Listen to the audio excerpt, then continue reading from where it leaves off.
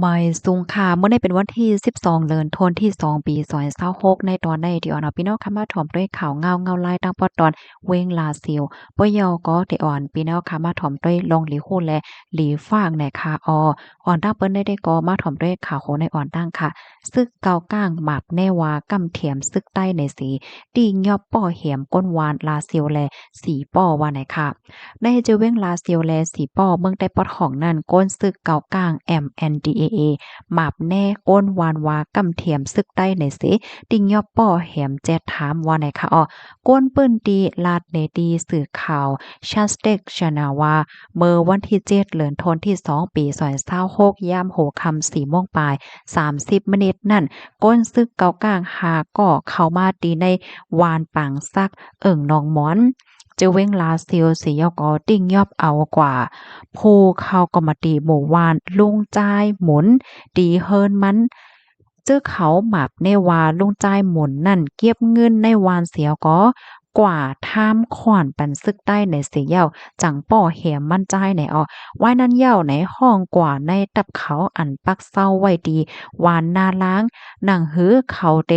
ปล่อยปันขึ้นลุงจ่ายหมุนนั่นก้นวานเขากว่าหับห้องปันกำปันว่าไหนก็ปล่อยปันเสียเยาก้วยหมกายังปลายยื้อกองหลอกเงิดว่าเตงยอบป้าก้นวานจังไหนเทียงเลื่อนสูดเข้าใจลุงใจหมุนลงลายมือว่าเตกำเทียมสังปันซึกใต้เทียงเย้าว่าไหนเสป้อไถแคบหางมันจ่ายเสียเย้าจังกอยปล่อยปันขึ้นในวันนั้นยามโหคำ6โมงปลาย40มินิในเมินในหนังเก่าซึกเก่ากลางอันมาปักเศร้าไว้ดีฝ่ายออกวานหน้านางนั่นในก็เข้ามาตีในวานหนองน้อยเจเวนสีป้อเมื่อวันที่8เดือนธันวาคม2ปี2026นั่นเสมาติงยาป้อแหมก้นวานอันมีชื่อว่าจ้ายเกี่ยวล่าก้นซึกเกากลางมาหาก็ต้องถามจ้ายเกี่ยวล่าว่าคิงก้างมีดีหลายมันใจก็ว่าโหในเหี่ยวก็จังป้อแหมติ้งยอบกว่าก็มาตีหมู่ว่านเขากว่าหับห้องกำแถมปันเย้าจังก้อยปล่อยมาปันขึ้นยามโหคำ2โมงปลาย45มินิว่าไหนคะข้อมูลตอนในกอคาอะไรเปิงอิงมาที่ห้องการข่าวเงาหางเสียงใต้เตรียมต่างไว้นะคะถ่อมข่าวเงาอันในยก็เป็นแจมลีค่ะเนาะเพราะว่าจัดผ่านก้นเมืองเฮาก็อย่าเผิดแต่ค่ะเนาะพี่น้องเฮาค่ะ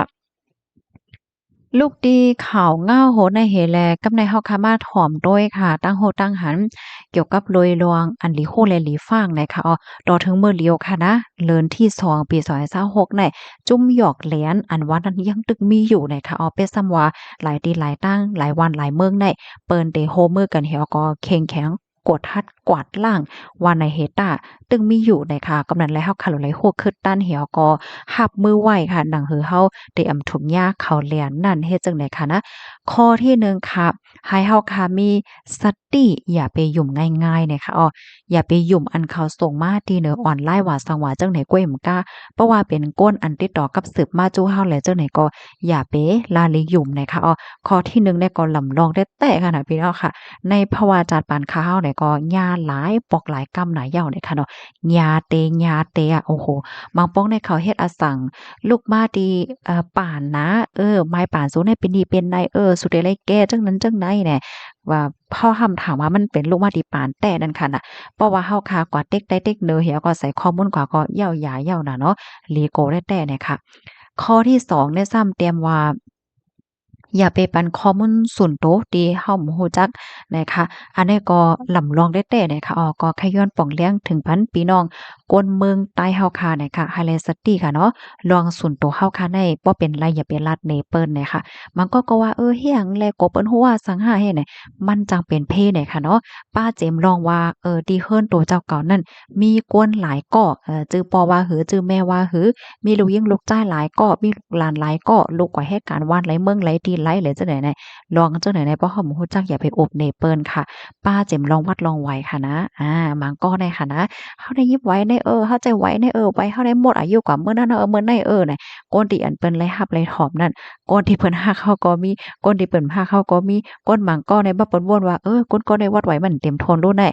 เฮาไลรับฮู้ยาเพราะเฮาลานี่ภูมิปนพรเขาได้กำเฮามีตั้งพี่เด้อแหน่เปิ้นก็ลาดภูมิปนพรเขาอำสังทุกก็จังอย่าเอาตั้งพิษก่อให้แหน่เนาะ อันใดๆ ก็มจะเลยว่าลาดปันอาแกมอัญญานให้พี่น้องเฮาคาเรียนเปิ้นได้ก็มจึงกันนะอันแค่ว่าได้ก็ลองสุ่นโตเฮามาเมียวในเฮาลีลาดในเปิ้นแค่ว่าจังไดเนาะกำในมาแทงเพราะว่าเฮาไว้ใจได้แต่นั้นค่ะนะกำในมาแทงข้อที่3นะคะอ้อมจอยกันลาดในเตรียมไว้กำเลยค่ะเนาะข้อที่3ในภูมิพลพรเขาเนี่ยก็ป่องเลี้ยงถึงย้อนทางหัวเมืองถึงกฎหมายกฎเมืองกำเหลียวเนี่ยค่ะเพราะว่าโฮบทบหันลองเฮ็ดผิดปักเปิงหมายมีว่าสังว่าเฮ็ดไหนได้ไฮไลต์ตึงรัฐภูมิพลพรเขากำเหลียวเนี่ยค่ะข้อที่4ค่ะให้เฮาคากดทัดด้วยหมายโฟนแปลกๆเปิงๆก่อนที่เฮาคาได้รับสายจังได๋ค่ะนะเพราะว่ามีคนสิโฟนมาจู้เฮาหมายโฟนอันใดเฮาคาฮู้จักมั่นใจเพราะว่าเนี่ยจึงอย่าไปรับเนี่ยค่ะเฮียงเลยว่าอย่าไปรับในมางปอกเนาะเพราะว่าเฮาคารับแม่นกว่าเหย้าในก้นอันแลนนั่นเขาก็ได้ลาดว่าเฮาได้เป็นหลานสูเป็นลูกสูเป็นคนรู้จักหลานสูเป็นแนวว่าน้องสูเป็นนี่เป็นแน่ๆเขาบ่ลาดน่ะเพราะว่าเฮาได้เงินจังแนวก็บ่มาเข้าใจเฮามันแก่นแข็งเป้งป้อในเฮาก็ได้โกบ่โกยก็เฮ็ดจ้อมเขาเพราะว่าเฮ็ดจ้อมเขาเนี่ยก็ตกเป็นเหยื่อเขาก็โดยที่เฮาคาดันฮู้โตเนี่ยค่ะข้อที่ห้าค่ะ จอยกันจอยกันปืนแพร่อันเป็น MyPhone หลายจั่งเนี่ยเนาะเพราะว่าเฮาฮู้ว่าMyPhone อันใดมันเป็นเพเขาเนาะเพราะว่ามันสืบฟ้อนกว่าทีไรอย่าไปหาบนาเนี่ยก็ให้จอยๆลัดในปันกันเฮ็ดให้ค่ะนะมันยามมีอะเนาะบางปอภูมิพลพรเขาเพิ่นได้มาปืนแพร่ว่าเพราะว่า MyPhone อันใดสืบมาหาสู่ไหนอย่าไปหาบนามันจังเป็นเพหลายจั่งใดนั่นน่ะกำได้มาแทงข้อที่6ค่ะ ไฮไลต์สติลองติ๊กลิงก์อันนี้ลำลองแตะเพราะว่าเปิ้นส่งลิงก์ส่งหังมาจู้เฮาเนี่ยค่ะเนาะเฮาละลิเต็กประวัติเต็กเนี่ยจึงมันเขาจังโหลดข้อมูลในโฟนเฮาค่ะกว่าไลเนี่ยค่ะกำในมาแทงข้อที่7เนี่ยเนาะสังว่าเฮาค่ะมั่นใจเนี่ยให้เฮาค่ะต้องถามดีผู้มีปวนพรฝ่ายเกี่ยวข้องเขากำหลิวเฮ็ดให้เขา